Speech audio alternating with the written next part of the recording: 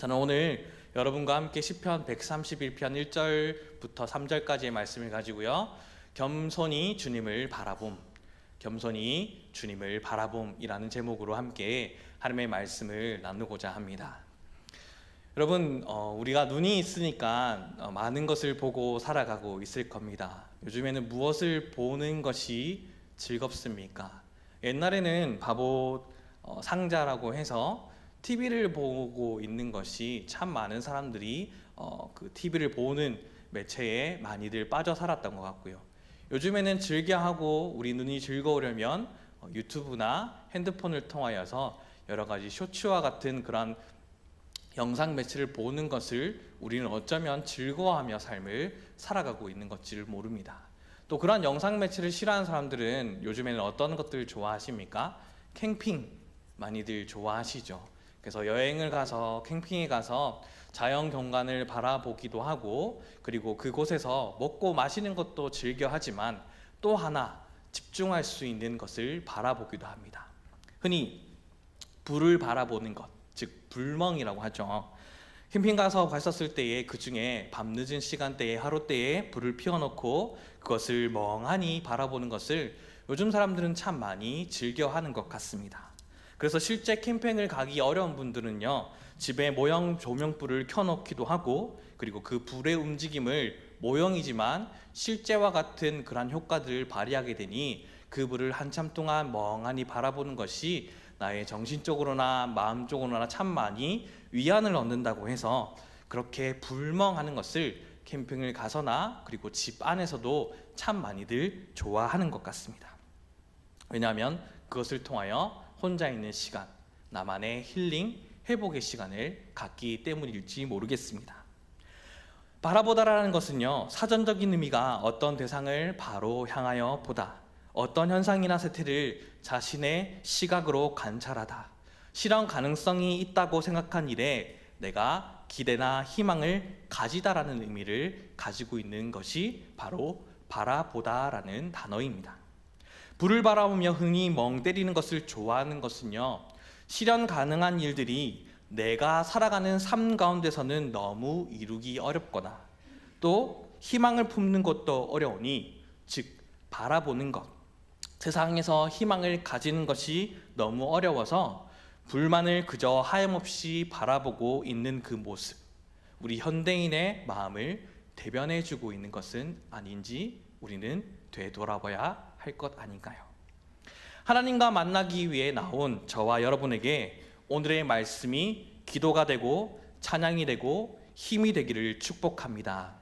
주님을 바라보는 예배 자리는 세상 가운데 허황되게 바라보며 보는 것과는 달리 우리에게 참 위로와 평안을 가져다 주며 예배 속에 발견되는 하나님의 은혜를 통하여서 주님을 바라보는 자들에게 내가 스스로는 감당하지 못한 일들, 기대하는 것보다 더 큰 놀라운 일들을 이루며 살아가게 하나님께서는 도와주시며 함께하여 주실 것입니다.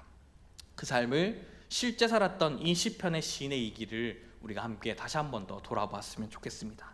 말씀을 조금 더 쉽게 듣기 위해 새 번역으로 시편 131편의 말씀 우리가 한 목소리를 읽어보았으면 좋겠는데요. 짧은 3절의 말씀이니 우리가 한 목소리를 함께 읽겠습니다. 시작. 주님, 이제 내가 교만한 마음을 버렸습니다. 오만한 길에서 돌아섰습니다. 너무 큰 것을 가지려고 나서지 않으며 분에 넘치는 놀라운 일을 이루려고도 하지 않습니다. 오히려 내 마음은 고요하고 평온합니다. 젖된 아이가 어머니 품에 안겨 있듯이 내 영혼도 젖된 아이와 같습니다. 이스라엘아, 이제부터 영원히 오직 주만을 의지하여라. 아멘. 오늘 시편에는 흔히 겸손한 자의 기도라는 제목이 붙는 시편입니다. 마치 겸손한 사람의 목에 걸려있는 진주 목걸이와 같다라고도 평가하는 시편이 바로 우리가 함께 읽어나갔던 본문 시편 131편의 말씀입니다. 그런데 앞에 나오는 시편 130편은요, 깊은 수렁의 고통 중에서 간절하게 부르짖으며 하나님을 찾는 기도라 할 수 있다면, 오늘 시편은요, 비교해보면 알겠지만 마치 잔잔한 호숫가에서 하나님을 묵상하는 것과 같은 기도처럼 느껴질지 모릅니다. 저때 나이가 어미 품에 안긴 것 같은 평온한 심령으로 오늘의 일상에서 주시는 하나님의 은혜와 평강을 누리며 사는 감사함으로 기도하고 있기 때문이겠죠. 마치 이 기도와 완전히 다른 기도의 내용을 말씀 가운데 한번 찾아보자고 한다면 저는 이렇게 찾아볼 수 있을 것 같습니다. 예수님께서 기도에 대해서 가르쳐 주셨을 때에 누가복음 18장 9절부터 14절 말씀에 두 가지 기도하는 사람에 대해서 나타내 주셨습니다. 한 바리새인의 기도와 세리의 기도를 보여주신 적이 있죠. 자기 스스로를 남보다 더 의롭게 여기며 다른 사람을 멸시하거나 항상 다른 사람을 판단하고 정죄하며 늘 사람을 무시하고 업신여기며 자기가 알게 모르게 사람들과 분리해서 살아가는 사람들의 그 모습을 교만하다 말씀하시며 두 가지 기도의 사람의 모습을 보여주신 적이 있습니다. 예수님이 그 말씀 속에 나오는 기도와 오늘의 기도는 아마 정반대의 겸손한 자의 기도라 불릴 만한 기도일 겁니다.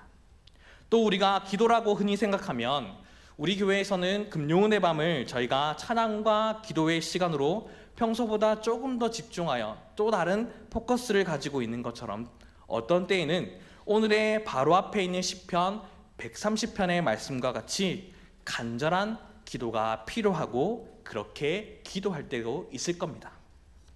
어떠한 때에 어떠한 모습으로 기도하든지 간에 내 입을 크게 열라라는 시편 81편 10절의 말씀처럼 또 너는 내게 부르짖으라는 예레미야 33장 3절의 말씀처럼 또 구하라 찾으라 두리라는 마태복음 7장 7절의 말씀처럼 그 모든 것이 합하여 볼 때에 우리는 하나님께 기도해야 되고 하나님을 찾는 것과 같이 늘 주님에 매달리는 인생을 살아야 하는 것, 즉 겸손히 주님을 바라보는 인생이 참 중요하다는 사실을 말씀을 통하여 계속적으로 우리에게 말씀해주고 계십니다. 시편을 시작하는 1편 3절에는요 그는 시냇가에 심은 나무가 철을 따라 열매를 맺으며 그 잎사귀가 마르지 아니함 같으니 그가 하는 모든 일이 다 형통하리로다 라고 말씀하시는 것처럼 그것이 시편에서 말하는 시냇가에 심은 나무와 같은 모습이자 하나님께서 바로 오늘 우리에게 바라는 모습이며 우리가 바라며 살아가야 할 모습일 겁니다. 오늘과 또 앞으로의 삶에서 저와 여러분은 하나님 앞에서 입을 크게 열고 간절한 마음으로 구하고 찾고 두드리는 기도를 하나님께 드릴 수 있어야만 하고 또 주님께 드리며 살아가야 하는 인생이 되어야만 합니다. 왜냐하면 우리는 하나님의 도우심 없이는 한순간도 살 수 없고 하나님이 도와주셔야만 이겨낼 만한 우리 내면의 문제, 나의 문제, 우리 가정의 문제, 교회의 문제, 끝내는 우리 인간 스스로 해결할 수 없는 죽음의 문제까지 이르도록 모든 문제들이 산적해 있기 때문입니다. 매일의 삶을 살아내는 힘과 해답을 공급받을 수 있는 기도의 시간이 우리에게 필요하며 또 우리가 누구도 빠짐없이 그런 삶을 기대하시죠. 그렇기에 하루를 시작하며 새벽의 자리에 예배로 나아오는 것이 중요하고 또 하루를 구별되이 먼저 드리는 주님을 바라보는 큐티의 시간으로 나아가는 것도 필요하며 또 오늘 우리가 함께 나와 공동체 예배로 드리는 이 자리가 우리의 소망이자 희망인 겁니다. 그래서 오늘 우리가 시편 131편의 기도에 귀를 기울이기를 원하는 것은요, 우리 주 예수 그리스도로 말미암아 하나님 안에서 즐거워하며 쉬지 말고 기도하는 가운데에 늘 하나님과 화평을 누리는 복이 저와 여러분의 삶이 되고 기도가 되기를 원하는 하나님의 마음이 있기 때문입니다. 그래야 우리가 행복할 수 있는 유일한 길이기에 하나님께서는 오늘도 말씀을 통하여 우리에게 알려주고 계시는 겁니다. 이 말씀을 나의 말씀으로 받아 오늘 하루에 마치고 또 내일을 시작하고 길게는 우리의 하반기와 일평생을 주님께 묻고 나아가는 인생 속에 참 평화를 누리며 살아가는 저와 여러분의 삶이 될 수 있기를 간절히 소망합니다. 또 조금 더 구체적으로 우리가 한번 살펴볼까요? 이 시에는요, 표제에 누가 지은 것인지를 잘 나타내주고 있습니다. 누가 지었다라고 나와 있습니까? 다윗입니다. 다윗은 누구입니까? 하나님을 사랑했던 이스라엘 왕. 다윗의 신앙과 그 겸비함을 잘 나타낼 수 있겠죠. 다윗은 우리가 너무나도 잘 알듯이 일평생 하나님 앞에서 자신을 낮추는 겸손한 태도를 가지며 삶을 살아갔던 사람입니다. 그는 아버지의 양을 칠 때에도 겸손했었죠. 사무엘로부터 기름을 부음받은 후에도 겸손했습니다. 오랫동안 고난의 피난 생활을 하면서도 겸손히 때를 기다리며 삶을 살아갔던 사람입니다. 사울이 죽은 후에도 어떠합니까? 사울의 아들 이스보셋을 먼저 공격하지도 않았습니다. 그래서 하나님의 때를 기다렸습니다. 아들 압살롬의 반역으로 인해 피난길을 떠났었을 때에 시므이가 저주할 때에도 그 사람들을 향하여 모든 판단을 하나님께 맡겨야 한다라고 말했던 사람입니다. 또 그가 죄를 지었었을 때에 우리가 흔히 잘 알고 있는 선지자 나단을 통하여 자신의 죄를 지적받았을 때에도 어땠습니까? 속히 하나님 앞에 엎드려 통회했던 사람입니다. 이와 같이 다윗은 왕으로서 지금도 여전히 어느 왕보다도 강한 왕이라 부를 수 있으며 훌륭한 왕이라 말할 수 있을 터이지만 그도 하나님 앞에서는 동일한 한 영혼에 불과하였으며 그러하기에 그가 하나님 앞에서는 항상 하나님만을 바라보는 겸손한 믿음으로 삶을 살아갔던 겁니다. 이러한 믿음이 있었기 때문에 누구보다도 험난한 삶의 여정이 그의 삶 가운데에 펼쳐졌지만 다윗은 우리가 너무나도 익히 잘 알고 있는 시편 23편의 말씀처럼 사망의 음침한 골짜기가 그 앞에 놓여져 있었음에도 불구하고 하나님께서는 늘 푸른 초장과 실만한 물가로 인도하여 주셨다라는 하나님의 사랑의 놀라우신 인도하심을 고백하며 찬양으로 주님 앞에 영광 올렸던 사람이 바로 이 다윗이 아닙니까? 그처럼 오늘 시편에서 동일하게 하나님의 품에 안긴 어린아이와 같은 평강과 기쁨을 또 고백합니다. 그러기 위해 다윗은 하나의 방법을 소개하고 있습니다. 본문 우리 1절의 말씀 우리가 함께 다시 한 번 더 읽어보겠습니다. 함께 읽겠습니다. 시작. 여호와여, 내 마음이 교만하지 아니하고 내 눈이 오만하지 아니하오며 내가 큰 일과 감당하지 못할 놀라운 일을 하려고 힘쓰지 아니하나이다. 아멘. 다윗처럼 겸손의 기도로 나아가기 위해서는 먼저 교만한 마음과 교만한 눈과 교만한 삶을 버리고 스스로 내가라는 마음으로 힘쓰지 않겠음을 말하고 있습니다. 반복되는 내가라는 말처럼 나의 힘으로 사는 방법을 선택하지 않겠고 하나님을 의지하는 방법으로 살겠다라는 것이죠. 사실 사람이 세상에서 마음을 빼앗기지 않고 평온을 유지한다는 것은 결코 쉬운 일이 아니죠. 우리의 마음은 언제든지 조급해지기 일쑤이고 분주합니다. 마음이 하나였다가 나눠지기 쉽습니다. 근심과 두려움으로 어두워지기 쉽습니다. 또 그 어두움 가운데에 하나님을 드러내는 것이 아니라 나를 드러내고자 하는 욕심과 교만으로 가득 차기 쉽습니다. 그래서 때로는 우리가 그리스도임에도 불구하고 영혼의 갈증과 허기를 세상의 헛된 영광으로 채우려는 욕심을 내려놓지 못할 때가 너무나도 많이 있지 않습니까? 은혜 선물을 우리는 누리지 못하기에 자꾸만 내가 뭔가 더해서 인정받으려고 하고 복을 받으려고 합니다. 말씀을 듣는 이 자리에도 여전히 있지만 이미 나의 마음에는 들리는 말씀도 나는 뜻을 정하고 생각한 것이 있으니 말해라. 무슨 말인지 나는 너무 잘 알겠다. 그런데 말씀은 말씀이고 하며 예배가 끝나기 무섭게 내가 원하는 대로, 내가 생각하는 대로, 내가 말하고 싶은 대로, 내가 판단하는 대로 곧바로 말하고 행동하기 일쑤입니다. 우리가 기도 가운데서도 한번 살펴볼까요? 이미 정해진 마음이 가득하여 기도의 자리에 앉아 있으면 기도하기에 눈을 감고 있다 하더라도 하나님의 음성을 들으려 하는 시간보다 내 선입관, 내 근심과 욕구를 쏟아내기 일쑤입니다. 심지어는 기도 많이 하는 것, 봉사 많이 하는 것, 그것이 하나님과의 관계 속에서 더 깊은 만남으로 나아감에도 불구하고 오히려 그것이 나에게 독이 되어 돌아올 때가 많아 결국 그 모습은 나를 세우고 나를 판단하는 오류의 자리로 나아갈 때가 너무나도 많이 있지 않습니까? 그 삶은 참으로 안타까운 삶일 겁니다. 삶이 다들 힘들고 다양한 경험을 하기에 미래에 대한 계획, 재정적인 문제, 생명과 안전에 대한 염려를 내려놓는 일은 우리는 어느 정도 할 수 있을 것처럼 보입니다. 아니, 주님 앞에서 나는 이미 다 했다라고 생각하며 살아갈지도 모릅니다. 그런데 살다 보면요, 너무나도 잘 알고 있지 않습니까? 아직도 주님 앞에서 내가 내려놓을 것이 여전히 많이 있구나. 내가 주님 앞에 내려놓았다라고 생각했지만 더 내려놓을 것이 여기에 있었구나.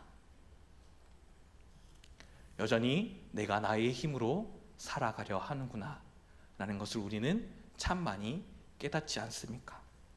내 경험과 지식을 내려놓는 것, 다른 사람을 보면서 죄와 판단의 짐을 내려놓는 것, 내 명예와 인정받기의 욕구를 내려놓는 것, 내가 맡은 자리의 열매를 지금 스스로 보아야 한다는 사실을 내려놓는 것, 그리고 같이 한 사람은 같은 편이고 나와 다른 마음이 있는 사람은 다른 편이라 구분 짓는다는 그 생각을 내려놓는 것, 보다 더 나은 결과를 위해 좋은 결과를 가기 위해 같은 마음이 있기만 하면 좋았을 텐데 어쩌면 나와 다른 생각으로, 부정적인 생각으로 우리가 하는 일을 자꾸 방해하지?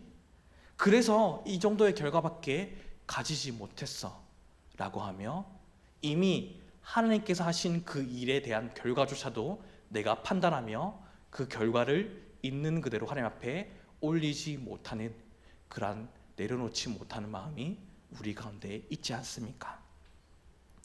사람마다 각자 다르겠지만 지금도 여전히 십자가 앞에 내려놓기 힘들어서 결국 우리 마음이 지금 여전히 묶여져 있는 것이 참 많이 있지 않습니까? 건강이 좋지 않아서 늘 그 부분에 매여 건강에 매여 살아가시는 분, 나이가 들어가시면서 점점 노후가 걱정되시죠?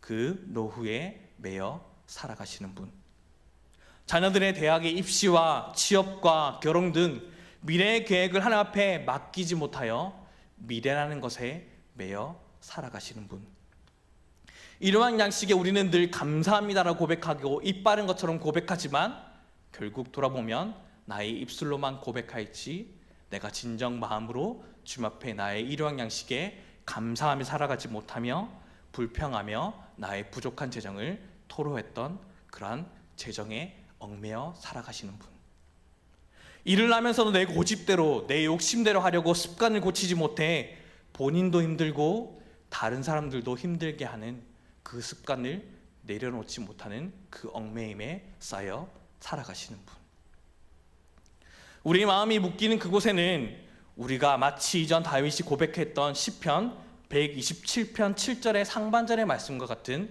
모습으로 살아갈지 모릅니다. 시편 124편 7절의 말씀을 우리가 함께 읽어보도록 하겠습니다. 함께 읽겠습니다. 시작. 우리의 영혼이 사냥꾼의 올무에서 벗어난 새같이 되었나니 올무가 끊어짐으로 우리가 벗어났도다. 아멘. 여기서 다윗의 영혼, 이스라엘이 어떤 때에 있었다고 했습니까? 마치 사냥꾼의 올무와 같은 상태였다라고 고백합니다.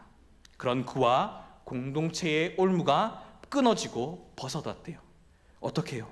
시편 124편 8절의 말씀을 읽겠습니다. 함께 읽겠습니다. 시작. 우리의 도움은 천지를 지으신 여호와의 이름에 있도다. 아멘. 우리의 도움이신 천지를 지으신 하나님으로 인해 올무나 끊어지고 벗어나는 역사를 맛보았습니다.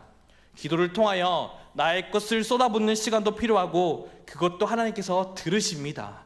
그러나 궁극적으로 우리가 기도함으로 우리가 찾아야 되고 해야 할 일은요, 다른 것이 아니라 하나님의 방식에는 위안과 쉼이 있음을 깨닫고 내가 그 자리에서 하나님을 온전하게 바라보는 것, 내 계획에 따라 살거나 어떤 사역을 위해서 내가 살아가는 것이 아니라 그저 하나님이 원하시는 모습 가운데에 하나님의 은혜의 통로가 되도록 나의 삶을 주님께 내려놓는 자세로 살아가야 함을 우리는 늘 주님 앞에서 기도하고 나를 점검해야 하며 또 그렇게 살아가야만 합니다.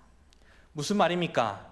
지금 현재 내 삶의 모든 문제와 실패와 어려움을 하나님 앞에 내려놓는 기도로 끝나는 것이 아니라요, 그저 마음이 메어 불안하고 걱정하고 입으로만 불평해서는 오히려 그것이 우리를 하나님 없이 믿음이 없이 살게 하는 올무가 되기 쉽기에 우리는 거기서 그치지 않길 바랍니다. 오늘도 하나님 앞에, 십자가의 앞에 나의 죄와 약함과 교만까지를 다 내려놓는 사람은 겸손하게 지금부터 영원까지 여호와를 바라는 예배자의 삶을 살아낼 수 있을 겁니다. 이것을 깨달아 아는 은혜가 여러분 가운데 있기를 정말 간절히 소망합니다.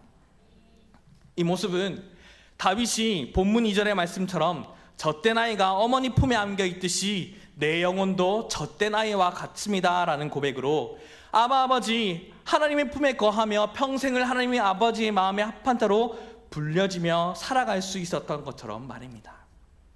젖된 아이의 풍족함, 만족함, 그저 엄마 아빠가 내 옆에만 있기만 해도 안심하고 행복하겠죠.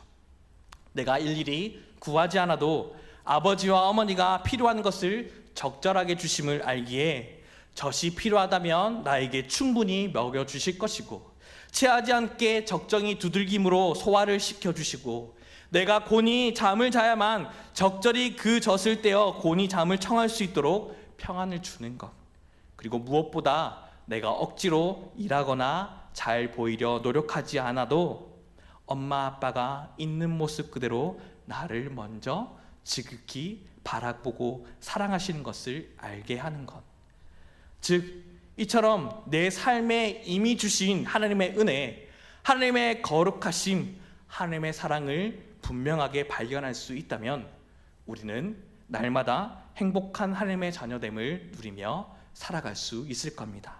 이것이 오늘 말씀이 보여주는 영적인 겸손의 상태, 주님을 바라봄입니다. 이야기 하나를 들려드릴까 합니다. 하나님이 한 왕과 농부에게 자신을 드러내 보여주기로 작정하시고 천사에게 보내 이 일을 알렸다고 합니다. 천사가 먼저 왕에게 가서 알렸습니다. 왕이여, 하나님께서는 황공 9개도 그대가 바라는 방식으로 그대에게 나타나기로 하셨네. 그대는 하나님이 어떠한 모양으로 나타나시기를 바라는가? 왕은 왕좌에 거만하게 앉아 당당하게 외쳤다고 합니다. 왕인 나보다 더 권위와 권세와 권능을 갖춘 하나님이 아니라고 한다면 내가 도대체 무엇 때문에 하나님을 만나본단 말인가? 하나님은 그의 소원대로 내리치는 강한 천둥과 번개로 나타나셨다고 합니다. 그러니 그 바람에 왕과 궁정 전체가 일순간에 박살나 흔적조차 없게 되었다고 말했습니다. 이어서 천사는 한 농부에게도 나타나서 말했습니다. 농부여, 하나님께서는 황공 9개도 그대가 바라는 방식으로 그대에게 나타나기로 하셨네. 그대는 어떤 식으로 하나님을 뵙고 싶은가? 농부는 놀라서 어찌할 바를 몰라 이윽고 입을 열었다고 합니다. 저는 하나님을 직접 대면할 자격이 없는 죄 많고 초라한 사람일 뿐입니다. 그럼에도 하나님이 저에게 나타나고 싶으시다면 저에게 낯익은 삶 안에 계시면 참 좋겠습니다. 제가 쟁기지 않은 흙과 제가 마시는 물과 제가 먹는 소박한 음식 속에서 하나님을 뵙게 해 주십시오. 내 가족과 이웃의 얼굴에서, 그리고 거울에 비치는 제 모습에서도 하나님의 모습을 배울 수 있도록 도와주십시오.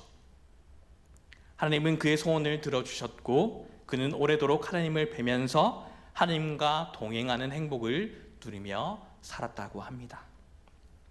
이 이야기를 여러 가지의 생각들을 할 수 있는 이야기가 되겠죠. 그런데 그 중에 저는 존재와 능력이라는 단어로 한번 생각해 보려고 합니다. 이를 가지고 이렇게 여러분께 질문을 드리고 싶습니다. 오늘 여러분은 하나님이 주시는 복이 더 중요하십니까? 복을 주시는 하나님이 중요하십니까?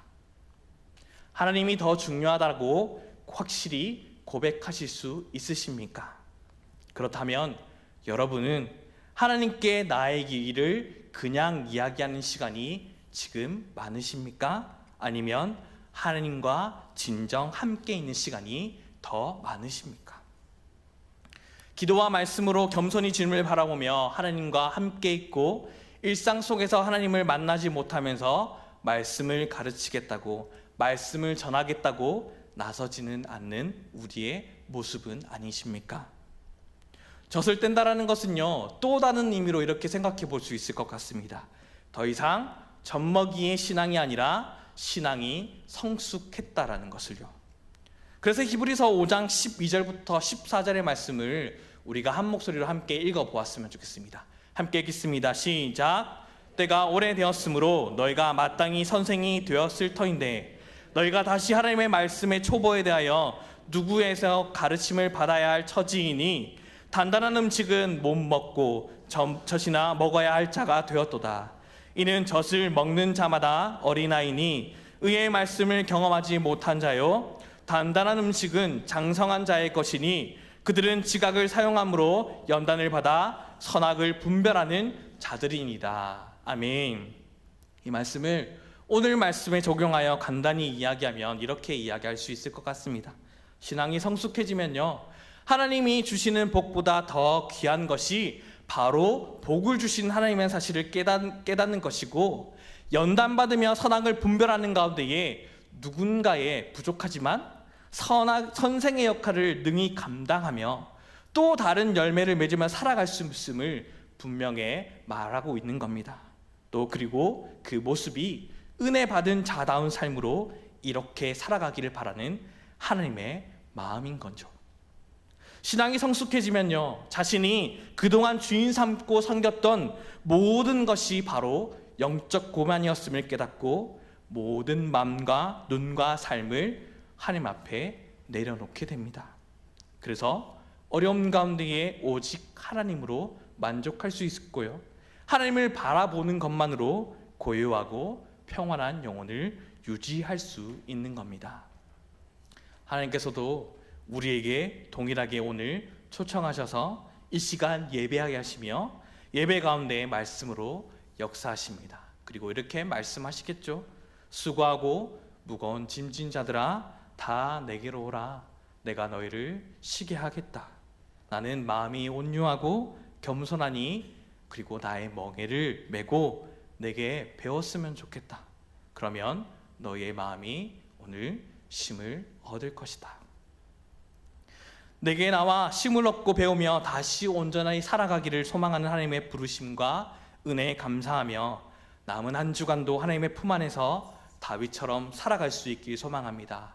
그 역시도 제 많은 죄인이었음에도 불구하고 그 안에 있었던 죄와 상처를 치유받고 염려와 짐에서 노임을 받으며 오직 감사함으로 기도하는 복된 그 삶을 살아갔던 사람입니다.